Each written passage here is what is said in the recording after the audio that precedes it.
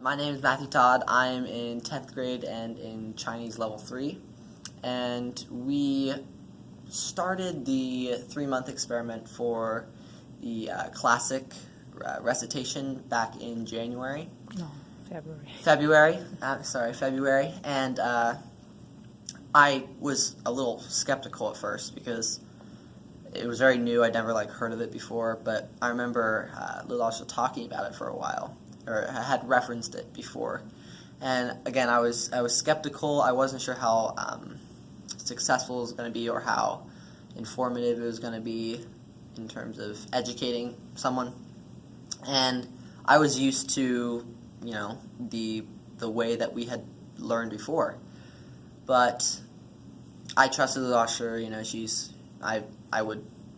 She's much more the expert than I am in any sort of education, obviously.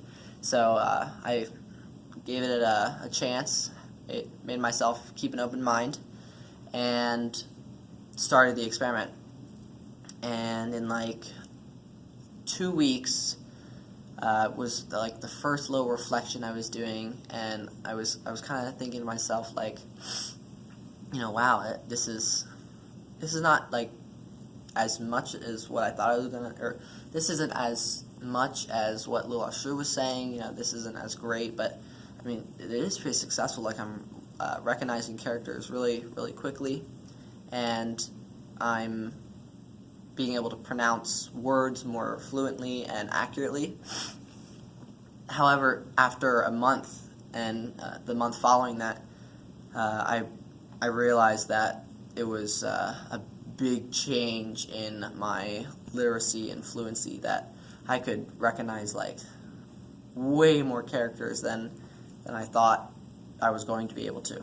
I kind of underestimated this method, and after the second month, I was really getting into it. I really wanted to put my all into it and see how much I could get out of it if I put my all into it. And so I did, and at the end of the third month, I was sad to see it end, and it was amazing how much I realized that I could recognize characters way more quickly, and even the methods reach to just learning words and learning how to speak in other languages too. I did an English presentation in the same time frame of the third month that we were trying this experiment. So I used the same methods as we did learning the classics, and it was amazing how quickly I learned the piece of literature and how well I could recite it out loud. And what's the name of that speech? It is called the Frankenstein's Creatures speech. It's the famous one where he tries to persuade Frankenstein to make him another monster, and it's very, very eloquent.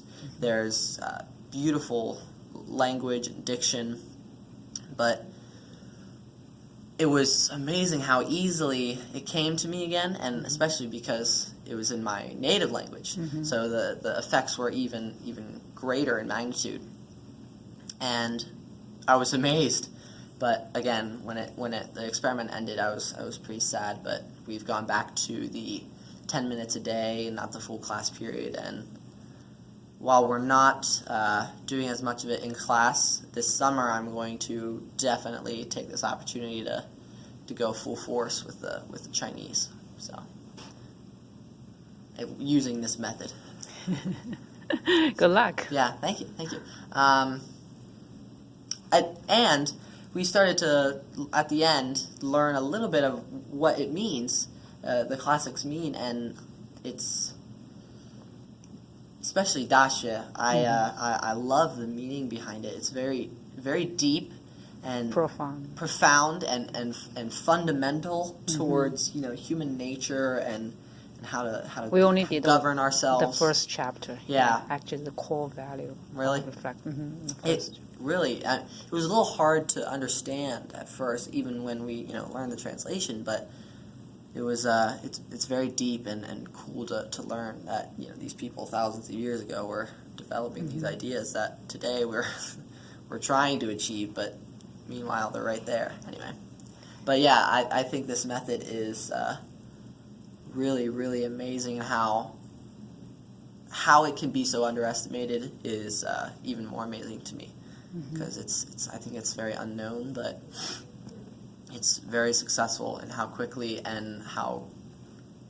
Now you know it. You can use it freely. Yeah, exactly. So.